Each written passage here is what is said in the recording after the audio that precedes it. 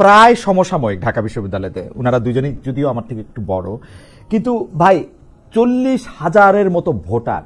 আমি কালকে, যদিও মার্কিন যুক্তরাষ্ট্রে রাত ছিল, কিন্তু আমি যতটা রাত পর্যন্ত আমি দেখতে চেষ্টা করতেছিলাম যে অনেক আনন্দ ফুর্তি, প্রায় উৎসবমুখর পরিবেশে ভোট দিয়েছে। দুই একটি জায়গায় হ্যাঁ অভিযোগ পাল্টা অভিযোগের কিছু তো ছিল, কিন্তু সেই অভিযোগ পাল্টা অভিযোগ তো আসলে আমার কাছে মনে হয় যে এই 40,000-এর ভোটটার, তাও আবার সবাই ঢাকা বিশ্ববিদ্যালয়ের ছাত্র, একটু তো মনে হয় স্বাভাবিকই। মানে মানে আপনি কি মনে করেন যে এটা মানে আমরা যতদূর দেখতে চেয়েছিলাম তার মধ্যেই এটা সবচেয়ে ভালো নির্বাচনই তো মনে আমরা দেখলাম? মানে এনি ভাই যদি একটু মন্তব্য করতেন। জি দেখুন, আমরা তো ঢাকা ইউনিভার্সিটিতে যাওয়ার কোনো সুযোগ হয় নাই গত কয়েকদিন যাবত, এবং নিয়ম অনুযায়ী সেখানে আমরা যেতে পারি নাই। আমরা যেমন 90 ইলেকশন করেছি, 89 ইলেকশন করেছি, তখন তো আমরা ঢাকা বিশ্ববিদ্যালয় ক্যাম্পাসে ইন্টারেস্ট ছিলাম, এবং বাইরে থেকে অনেক রাজনৈতিক সংগঠন বা রাজনৈতিক দলের নেতৃবৃন্দ সেখানে গিয়েছেন, ক্যাম্পেইন করেছেন। এবার সেই সুযোগটা ছিল না, এক হিসাবে ভালো। কিন্তু কথা হলো, বিশ্ববিদ্যালয়ের ভিতরে যে কথাগুলো আমরা আজকে শুনেছি, গত কয়েকদিন যাবত শুনেছি, প্রশাসন নিয়ে যে কথাগুলো হচ্ছিল যে এটা শিবির নির্ভর, এটা জামাত নির্ভর, গুপ্ত সংগঠনের মধ্য থেকে সাধারণ ছাত্রদেরকে প্রভাবিত করে একটা রাজনীতি করার চেষ্টা করা হয়েছিল, এটা আমাদের কাছে পছন্দনীয় ছিল না। কারণ আমরা সবসময় ঢাকা বিশ্ববিদ্যালয় কর্তৃপক্ষের কাছে একটা নিরপেক্ষ অবস্থানে আশা করেছি বা আশা করব প্রত্যাশার জায়গা থেকে। ঢাকা ইউনিভার্সিটি মানে এখানে সবসময় একটা আন্দোলন সংগ্রামের ঐতিহ্য সবকিছুকে আমরা ধারণ করি, তেমনি আমরা ছাত্র রাজনীতির ভাবমূর্তিকে নিয়েই আমরা সবসময় কথা বলেছি, এবং এই প্রজন্মের কাছে তো আমরা সেটাই দেখতে চেয়েছি এবং সেটাই শুনতে চেয়েছি। এই জন্য আমি বলছি যে আজকে অনেকগুলো ছাত্র সংগঠন, শুধু জাতীয়তাবাদী ছাত্রদল নয়, প্রায় বাম ছাত্র সংগঠন, বৈষম্য বিরোধী ছাত্র আন্দোলন বা যারা স্বতন্ত্র ইলেকশন করেছেন, অনেকেই বলেছেন যে এই অনিয়ম, এই অভিযোগ এবং একটা স্মুথ নির্বাচন যেটা প্রত্যাশা অনুযায়ী ছিল, সেটা কিন্তু একদিকে মিডিয়া মহবত তৈরি করা হয়েছে, আর একটা প্রশাসনের ক্ষেত্রে অনেকটা অসহযোগিতা আমরা পেয়েছি। সুতরাং 40,000 স্টুডেন্টের মধ্যে একটা পার্সেন্টেজ প্রায় 80+ যেটা হয়েছে, সেটা সম্পর্কে আমি ব্যক্তিগতভাবে আগে থেকে জানতাম যে হয়তোবা জুলাইয়ের পর একটা ব্যাপক উপস্থিতি সেখানে থাকবে, কিন্তু আমাদেরকে প্রতিনিয়ত সাড়া দিয়েছে, প্রতিনিয়ত আমাদের মধ্যে দাগ কেটেছে যে এই অনিয়মের কথা কেন আসবে, এই অভিযোগ কেন আসবে, আমার মনে হয় নির্বাচন কেন হবে না। আমার মনে অনিয়মের কথা বলছেন পরিষ্কার করে। এনি ভাই, আমরা একটু সাকিবের কাছ থেকে শুনি যে সাকিব ভাই, আপনি নির্বাচন কেমন দেখলেন? আসলে ফল যাই হোক তা সবার মেনে নেওয়া উচিত কিনা? আপনার কাছে আমি একটু এক্সটেন্ডেড প্রশ্ন করতে চাই যে এই ফল জাতীয় নির্বাচনে বা জাতীয় রাজনীতিতে বড় কোনো প্রভাব রাখবে কিনা? ধন্যবাদ খালেদ মহিউদ্দিন আমাকে আমন্ত্রণ জানানোর জন্য। আনি ভাই আছেন, শহীদুদ্দিন চৌধুরী আনি, সবাইকে সালাম এবং শুভেচ্ছা, আসসালামু আলাইকুম। ডাকসু নির্বাচন তো অনেক প্রত্যাশিত ছিল, যেমনটা প্রত্যেকটা প্রতিষ্ঠানেই নির্বাচন হোক সেটা আমরা চাই, এবং বিশেষভাবে এই 24-এর গণঅভ্যুত্থানের পরে এত আত্মত্যাগ, আমাদের তরুণ তাজা প্রাণ এইভাবে যে বাংলাদেশের স্বপ্ন নিয়ে তারা আসলে একটা পরিবর্তনের জন্য ঝাঁপিয়ে পড়েছিল, জীবন উৎসর্গ করেছেন, তাদের প্রত্যাশা অনুযায়ী বাংলাদেশে একটা গণতান্ত্রিক ব্যবস্থা কায়েম হবে, শিক্ষাঙ্গনগুলোর পরিবেশ গণতান্ত্রিক হবে, সেখানে ছাত্র সংসদ নির্বাচন একাডেমিক কারিকুলামের অংশ হয়ে উঠবে এবং পুরো ক্যালেন্ডারে, একাডেমিক ক্যালেন্ডারের অংশ হয়ে উঠবে। সেই জায়গাটা তৈরি হোক, সেটা তো সকলেরই প্রত্যাশিত। ঢাকা বিশ্ববিদ্যালয়ে এই ডাকসু ইলেকশন সেদিক থেকে ব্যাপক উৎসাহ তৈরি করেছে।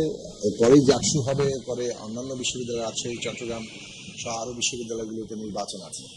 তো প্রত্যাশাটা ওই জায়গায় যে একটা সুষ্ঠু নির্বাচন হবে, প্রতিযোগিতা হবে। পুরনো রাজনৈতিক বন্দোবস্ত যেমন ছিল, মানে দখল, মারামারি কিংবা নানা ধরনের কারচুপি, ত্রাস, ভয়, এই জায়গাগুলো থাকবে না।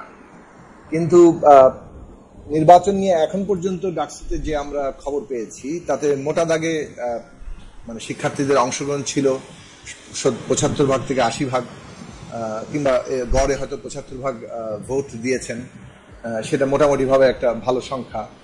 এবং সকাল থেকে যেসব খবর এসেছিল, মোটামুটি শান্তিপূর্ণভাবেই নির্বাচন হচ্ছে, এইটাই খবর ছিল। বেশ কিছু অভিযোগ অবশ্য ইতিমধ্যে এসছে, যে এগুলোতে মানে বেশ বড় ধরনের অনিয়মের কথা শোনা যাচ্ছে অভিযোগ আকারে। আমাদের মনে হয় যে এই বিষয়গুলো খুব সুষ্ঠুভাবে তদন্ত হওয়া দরকার, কেননা কোনো নির্বাচন নিয়ে যদি প্রশ্নবিদ্ধ মানে প্রশ্ন থাকে এবং প্রশ্নবিদ্ধ হয়ে পড়ে একটা নির্বাচন, তাহলে সেটা গণতান্ত্রিক পরিবেশ তৈরি করতে সাহায্য করে না। এবং এই যে ফলাফল মেনে নেওয়ার প্রশ্নটা, সেটাও কিন্তু একটা মানে বাধা তৈরি করে।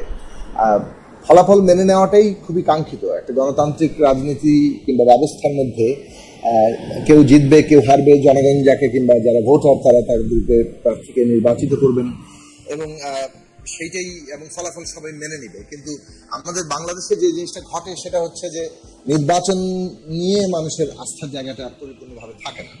নির্বাচনে নানা ধরনের কারচুপি, প্রভাব, টাকার খেলা, ত্রাসের রাজত্ব, এমনকি এখন যেটা আরো গুরুত্বপূর্ণভাবে সামনে এসছে সোশ্যাল মিডিয়ার নানা ধরনের কারসাজি, নানাভাবে সোশ্যাল মিডিয়ার দ্বারা ম্যানিপুলেশন, সেইগুলোর ফলে যেটা হয় যে মানে আগেভাগেই একটা অসম অবস্থা তৈরি হয়ে যায় এবং সেই কারণে নির্বাচনের পরিবেশ নিয়ে সবার প্রশ্ন থাকে।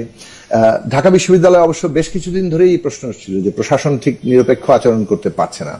সেই জায়গা থেকে আজকে নির্বাচন নিয়ে যখন আবারও প্রশ্ন উঠছে যে প্রশাসন ঠিক যথাযথ নিরপেক্ষ ভূমিকা রাখতে পারছে কিনা, তখন সেইটা দুঃখজনক। সাধারণভাবে আমরা মনে করি যে প্রশাসন এমন ভাবে তদন্ত করবেন যাতে করে তারা তাদের নিরপেক্ষতার জায়গাটাকে স্পষ্ট করতে পারবেন এবং সবার মধ্যে আস্থা তৈরি করতে পারবেন।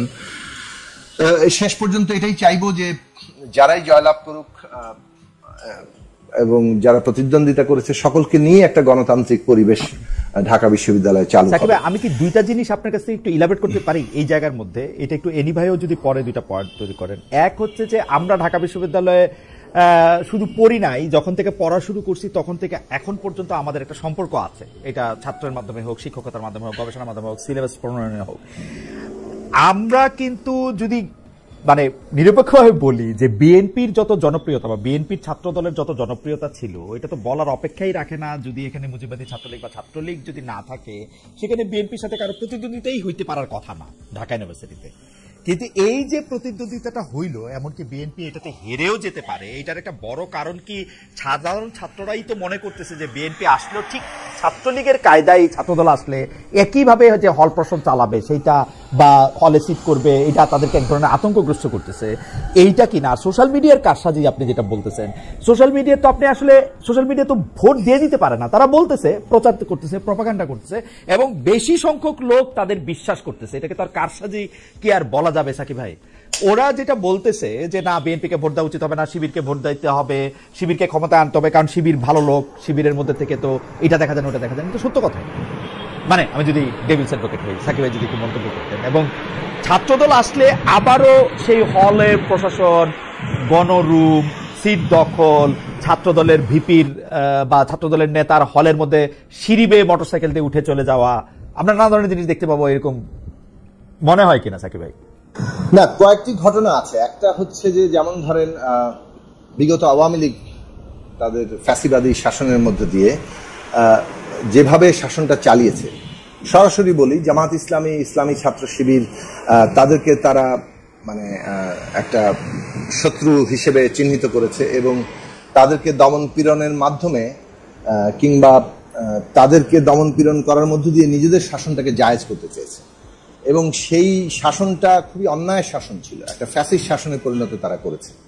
তো একটা ফ্যাসিস্ট শাসনকে জায়েজ করতে গিয়ে তারা জামাত শিবিরকে কাজে লাগিয়েছে কিংবা জামাত শিবিরকে দমনের ব্যাপারটাকে জায়েজ করার একটা বিষয় হিসেবে সামনে এনেছে। এইটা তো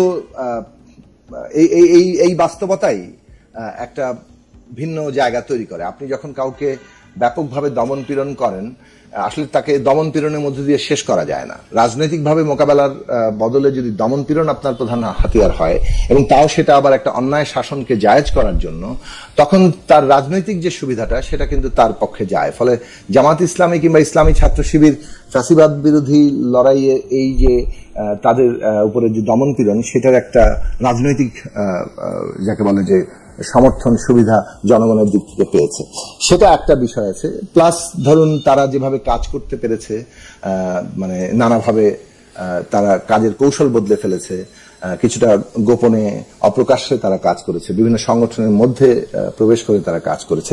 সেইগুলো তাদেরকে ছাত্রদের কাছাকাছি থাকার জন্য যে পরিমাণ সময় এবং জায়গা তৈরি করেছে, ঠিক ওই একই বিষয়ে আবার যারা প্রকাশ্যে কাজ করেছে তাদের ক্ষেত্রে সমভাবে ঘটেনি।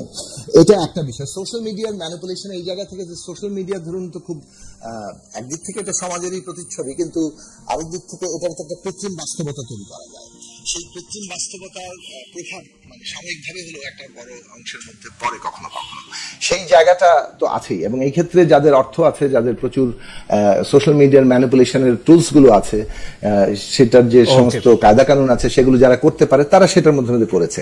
আবার প্রশাসন নিজেও মানে ধরুন অভ্যুত্থানের পরে একটা ঘটনা ঘটেছে, আমরা নানান দিক থেকে দেখেছি যে এইটার প্রশাসনের কথাটা যদি আমরা একটু মানে একটু এই মুহূর্তে একটু আলাদা করে রাখি, কারণ প্রশ্নে আমরা আলাদা করে কথা বলতে চাই।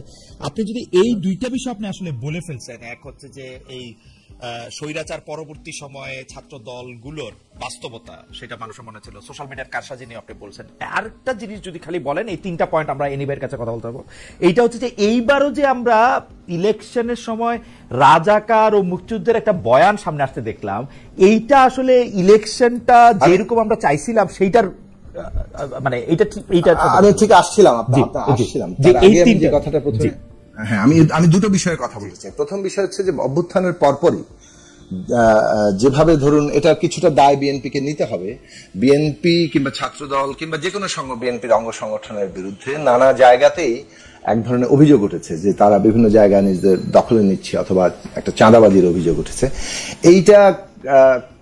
এটাকে কাজে লাগিয়ে ধরুন, অথবা এটার উপরে ভর করে যেভাবে আপনার একটা প্রচারণা তৈরি হয়েছে, যে সেটা ক্রিয়াশীল ছাত্র সংগঠনগুলোর দিক থেকেও আছে, অভ্যুত্থানে অংশগ্রহণকারী যারা বৈষম্য বিরোধী ছাত্র সংগঠন করেছে, তারা আবার যখন দল করেছে এনসিপি কিংবা গণতান্ত্রিক ছাত্র সংগঠন বাকশাস, তারার দিক থেকেও ঘটেছে, ইসলামী ছাত্র শিবিরের দিক থেকেও ঘটেছে, যে একটা ছাত্রদল সম্পর্কে তো নেতিবাচক একটা বড় জায়গা তৈরি করা, যে তারা আসলে ওই ছাত্রলীগের মতোই হলের জায়গাটা করবে। এই বাস্তবতাটা কিন্তু একটা আছে, এবং এটা যেটা বিএনপি এবং ছাত্র দল কিংবা অঙ্গ সংগঠনগুলোর কার্যক্রমের মধ্য দিয়েও কিছুটা অনেক ক্ষেত্রে একটা ভিত্তি পেয়েছে এই প্রচারণার কাজে।